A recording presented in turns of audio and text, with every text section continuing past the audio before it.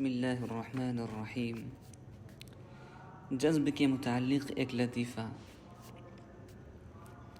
اللہ تعالی ہم سب کو اپنی رحمت سے اپنا جذب نصیب فرمائے۔ بعض لوگ جذب کے معنی نہیں سمجھتے۔ ایک دیہاتی تھا، وہ روزانہ یہی کہتا تھا، یا اللہ مجھ کو جذب کر لے۔ ایک مسخرے مذاقی آدمی نے سنا تو یہ کیا کہ جس درخت کے نیچے وہ دعا مانگتا تھا کہ یا اللہ مجھ کو کھینچ لے، اسی پیڑ پر رسی لے کر بیٹھ گیا۔ بیچارہ بھولا بھالا آدمی، جب اس نے کہا کہ اے خدا مجھے جذب کر لے تو اس نے رسی لٹکا دی اور عجیب و غریب آواز میں کہا کہ اے شخص، تیری دعا میں نے قبول کر لی، اس رسی میں اپنی گردن باندھ لی، آج میں تجھ کو جذب کرتا ہوں۔ اس نے جلدی سے خوشی میں باندھ لیا کہ اب تو راستہ طے ہو جائے گا، لیکن جب اس نے رسی کو کھینچا تو گردن دبنے لگی، آنکھیں باہر ابلنے لگی۔ تو اس نے کہا، اے اللہ میں تیرے جذب سے باز آیا، مجھے نہیں پتا تھا کہ آپ کے کھینچنے میں اتنی تکلیف ہوتی ہے کہ آنکھیں بھی نکل آ رہی ہیں، گردن دبی جا رہی ہے، میں تو مر ہی جاؤں گا۔ اس سے بہتر ہے کہ آپ مجھ کو سالک ہی رہنے دیجیے، مجھ کو جذب نہ کیجیے۔ کھینچنے والے کو ہنسی آ گئی اور اس نے رسی چھوڑ دی۔ وہ گردن سے رسی کھول کر بھاگا۔ حضرت حکیم الامت مولانا اشرف علی تھانوی رحمۃ اللہ علیہ نے فرمایا کہ وہ اتنا ڈر گیا کہ اس کے بعد اس درخت کی طرف دیکھتا بھی نہیں تھا کہ کہیں پھر اللہ تعالیٰ جذب نہ کر لے۔ جذب کے اثر کو قلب و جاں محسوس کرتے ہیں، لیکن یہ نادانی ہے۔ اللہ تعالیٰ کو رسی کی ضرورت نہیں ہے۔ جب اللہ تعالیٰ کسی کو جذب کرتا ہے تو اس کے قلب و جاں اس جذب کو محسوس کرتے ہیں۔ نہ میں دیوانہ ہوں اصغر، نہ مجھ کو ذوق عریانی، کوئی کھینچے لیے جاتا ہے خود جیب گریباں کو۔ جب اللہ تعالیٰ جذب فرماتا ہے تو قلب و جاں محسوس کرتے ہیں کہ کوئی ہم کو یاد کر رہا ہے، کوئی ہمیں مسجد کی طرف بلا رہا ہے، کوئی ہمیں اللہ والوں کے پاس جانے کی توفیق دے رہا ہے۔ گناہوں سے نفرت اور کراہت کے مضامین دل میں آ رہے ہیں کہ چند دن میں یہ سارے حسین، لڑکا ہے تو بڈھا ہو جائے گا، لڑکی ہے تو بڈھی ہو جائے گی۔ اس کا مراقبہ اس کو ایسا قوی دے دیتے ہیں کہ ان چیزوں سے دل لگانا وہ اپنی حماقت اور اپنی نادانی اور اپنے وقت کو ضائع کرنا سمجھتا ہے۔ وہ خوب سمجھ جاتا ہے کہ یہ آنکھیں اور یہ گال ہمیں گندے مقامات کی طرف لے جاتے ہیں۔ ابلیس شیطان مردود دھوکے باز بزنس مین ہے، گال اور آنکھیں دکھا کر، اچھا سودا دکھا کر خبیث اور گندے مقامات پر آبرو ریش مبارک کی پہنچا دیتا ہے۔ اس لیے اللہ تعالیٰ اس کے دل میں ان چیزوں کی برائی کو یقین کے ساتھ ڈال دیتا ہے، ہر وقت اس کو جذب میں رکھتے ہیں۔ وہ کہاں جا سکتا ہے جس کو خدا کھینچے ہوئے ہو۔ اب جذب کے واقعات سناتا ہوں۔ حضرت سلطان ابراہیم بن ادہم رحمۃ اللہ علیہ کو اس لیے میں ترجیح دے رہا ہوں کہ یہ بادشاہ تارک سلطنت تھے اور ان کا تذکرہ علامہ آلوسی رحمۃ اللہ علیہ نے تفسیر روح المعانی میں کیا ہے۔ تو جن کے تذکرے تفسیروں میں آ رہے ہوں، بقول شاعر کہ اب میرا نام بھی آئے گا تیرے نام کے ساتھ، ان کو ترجیح کیسے نہ دوں جو اللہ پر مرتا ہے۔ تو جہاں اللہ کا ذکر ہوتا ہے وہاں اس کا بھی نام لیا جاتا ہے۔ آپ بتائیے دنیا کے کتنے بادشاہ قبروں میں سوئے ہوئے ہیں، کوئی پوچھنے والا نہیں۔ ایک سلطان ابراہیم بن ادہم ہیں جن کو علامہ آلوسی اپنی تفسیر پارہ نمبر 4 کی ایک آیت کی تفسیر میں پیش کر رہے ہیں۔ انما استزلهم الشیطان ببعض ما کسبوا۔ اللہ تعالیٰ فرماتے ہیں کہ جب انسان گناہ کرتا ہے تو اس گناہ کی نحوست سے شیطان اس کے دل پر اپنا اڈا جما لیتا ہے، کیونکہ گناہ سے اندھیرا پیدا ہوتا ہے، چمگادڑ اندھیرے میں رہتا ہے۔ شیطان کس چمگادڑ سے کم ہے؟ وہ بھی اندھیرے دل میں اپنا فوراً مرکز اور ہیڈ کوارٹر بنا لیتا ہے۔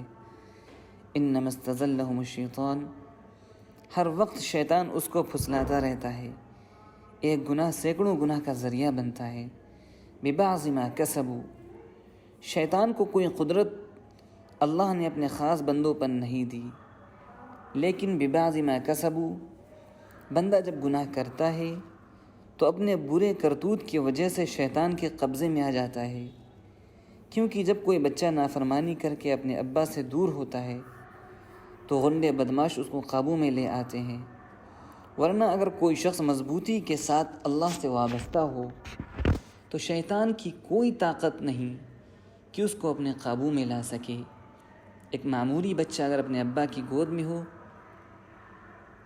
تو ہے کسی کی مجال جو باپ سے چھین لے، باپ جان دے دے گا مگر بچے کو نہیں چھوڑے گا۔ بس جو شخص اللہ تعالیٰ ارحم الراحمین کو مضبوطی سے پکڑے ہوئے ہے تو کیسے کوئی ظالم غنڈہ اسے چھین سکتا ہے؟ لہٰذا علامہ آلوسی رحمۃ اللہ علیہ فرماتے ہیں کہ جب دل میں اندھیرے چھا گئے اور شیطان نے اسے اپنا ہیڈ کوارٹر بنا لیا تو پھر اسے بھگانے کا کیا طریقہ ہے؟ فرماتے ہیں کہ اندھیرے کو نور سے بدل دیجئے۔ شیطان روشنی میں نہیں رہتا، لہٰذا جلدی سے توبہ کر لو، اللہ سے معافی مانگ لو، کیونکہ فَإِنَّ الشَّيْطَانَ لَا مَجَالَ لَهُ عَلَى قَلْبِ ابْنِ آدم علیہ السلام کے بیٹوں کے دل پر وہ اسی وقت طاقت سے قبضہ جماتا ہے جب کہ وہ گناہوں سے اندھیرا پیدا کر لیں، اور جب ندامت اور شرمندگی ہو جائے، توبہ کر لے تو اس کے انوار سے پھر دل میں اجالا ہو جاتا ہے، اور اجالا دیکھ کر شیطان بھاگ جاتا ہے۔ چمگادڑ کو حق حاصل نہیں کہ وہ سورج سے آنکھ ملا سکے، ظلمت پرست ہے، شیطان بھی ظلمت پرست ہے، بھاگ جاتا ہے وہاں سے۔ نور تقویٰ سے اور نور توبہ سے جب روشنی دل میں آئی، جب قلب منور ہو گئے تو شیطان کی طاقت ختم ہو گئی اور وہ وہاں سے بھاگ جاتا ہے۔ اس واقعے کے بعد پھر علامہ آلوسی رحمۃ اللہ علیہ نے تفسیر روح المعانی جلد نمبر 4 میں حضرت سلطان ابراہیم بن ادہم رحمۃ اللہ علیہ کا واقعہ بیان کیا ہے۔ میں عشعش کر گیا کہ واہ رے خدا کے عاشق، ایک سلطنت کیا چھوڑی کہ سلطنت دائمی مل گئی، کہ ان کا تذکرہ تفسیروں میں آ رہا ہے۔ اب میرا نام بھی آئے گا تیرے نام کے ساتھ۔ ورفعنا لک ذکرک کی تفسیر، جب یہ آیت نازل ہوئی ورفعنا لک ذکرک، اللہ نے آپ کا نام بلند کر دیا، اے محمد صلی اللہ علیہ وسلم۔ صحابہ کرام رضوان اللہ علیہم اجمعین نے پوچھا اس کی تفسیر کیا ہے؟ آپ صلی اللہ علیہ وسلم نے فرمایا اس کی تفسیر یہ ہے کہ اللہ تعالیٰ نے مجھ سے فرمایا کہ اے محمد صلی اللہ علیہ وسلم، جب میرا نام لیا جائے گا تو میرے ساتھ آپ کا نام بھی لیا جائے گا۔ اگر کوئی ساری زندگی لا الہ الا اللہ پڑھے گا اور آپ کا نام محمد رسول اللہ نہیں پڑھے گا، محمد الرسول اللہ نہیں پڑھے گا تو کافر مرے گا، اسے ہم جہنم میں ڈال دوں گا۔ مجھے آپ اتنے زیادہ محبوب ہیں کہ آپ کے بغیر کوئی لاکھ میری پوجا کرے، عبادت کرے، ساری زندگی لا الہ الا اللہ پڑھتا رہے، لیکن اگر محمد الرسول اللہ نہیں کہے گا تو اس کو دوزخ میں ڈال دوں گا۔ یہ ہے ورفعنا لک ذکرک کی تفسیر۔ حضرت تھانوی رحمۃ اللہ علیہ نے بھی بیان القرآن میں بحوالہ تفسیر الدر المنصور یہی لکھا ہے کہ اے محمد صلی اللہ علیہ وسلم، جب میرا نام زمین پر لیا جائے گا تو آپ کا بھی نام میرے نام کے ساتھ لیا جائے گا۔ میں نے آپ کے نام کو اپنے نام کے ساتھ لازم کر دیا ہے۔ اذانوں میں بھی جہاں اشہد ان لا الہ الا اللہ ہوگا وہیں اشہد ان محمد الرسول اللہ بھی ہوگا۔ حضور صلی اللہ علیہ وسلم کے غلاموں کو بھی یہ درجہ ملتا ہے کہ جب اللہ تعالیٰ کے نبی پاک صلی اللہ علیہ وسلم کی سنت اور شریعت پر انسان جان دیتا ہے، ہر وقت دیکھتا ہے کہ سنت کا کیا تقاضا ہے، ہر وقت دیکھتا ہے کہ حق تعالی شانہ کی شریعت کا کیا حکم ہے، اللہ اور رسول کی مرضی کے سامنے نفس کو کچل کر رکھ دیتا ہے تو اس کا نام بھی اللہ اور رسول سے وابستہ ہو جاتا ہے، کیونکہ تیرے حکم کی تیغ سے میں ہوں بسمل، تیرے حکم کی تیغ سے میں ہوں بسمل، شہادت نہیں میری مجنون خنجر۔ کافروں کی تلوار سے تو بہت سے لوگ قتل نہیں ہوئے، لیکن اللہ کے حکم کی تلوار سے ہر وقت قتل ہوئے ہیں۔ یہ بھی قیامت کے دن شہداء کے ساتھ اٹھائے جائیں گے۔ حضرت تھانوی رحمۃ اللہ علیہ نے سورہ بقرہ کی تفسیر میں لکھا ہے کہ جو لوگ اپنے نفس کی بری بری خواہشوں کو کچل رہے ہیں اور گندی خواہشات پر عمل نہیں کر رہے ہیں، اللہ تعالیٰ کے یہاں ان کو شہیدوں کا درجہ ملے گا۔ ان کی شہادت باطن میں ہے، انہوں نے بری خواہش کو خون کیا ہے، یہ خون دل کے اندر بہا ہے، اور اندر کے خون شہادت کو خدا ہی دیکھتا ہے، دنیا نہیں دیکھتی۔ میدان محشر میں ان کا درجہ دیکھنا انشاءاللہ شہیدوں کے ساتھ ہوگا۔ داغ دل چمکے گا بن کر آفتاب، لاکھ اس پر خاک ڈالی جائے گی۔ قبر پر لاکھوں من مٹی ڈال دو، مگر اللہ والوں کے زخم دل جو انہوں نے خدا کو راضی کرنے کے لیے کھائے ہیں، قیامت کے دن مثل آفتاب چمکیں گے۔ اے دنیا والو، اے معترضین، اے بدگمانی کرنے والو، تمہیں تو ایک کانٹا بھی خدا کے راستے میں نہیں چبھا، تمہیں کیا پتہ ہے جو اللہ والوں کا حال ہے۔ اے تیرا خار بپیا نہ شکستہ کے دانی کے چیست، اے تیرا خار بپا نہ شکستہ کے دانی کے چیست، حال شیرانے کے شمشیر بار برسر خورند۔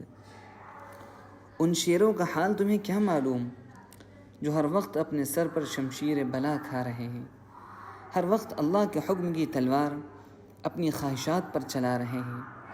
تم کو تو ایک کانٹا بھی کبھی نہیں چبھا، ایک کانٹا بھی کہیں چبھ گیا تو تم بھاگ نکلے دائرہ خانقاہ سے اور دائرہ عشق و محبت سے۔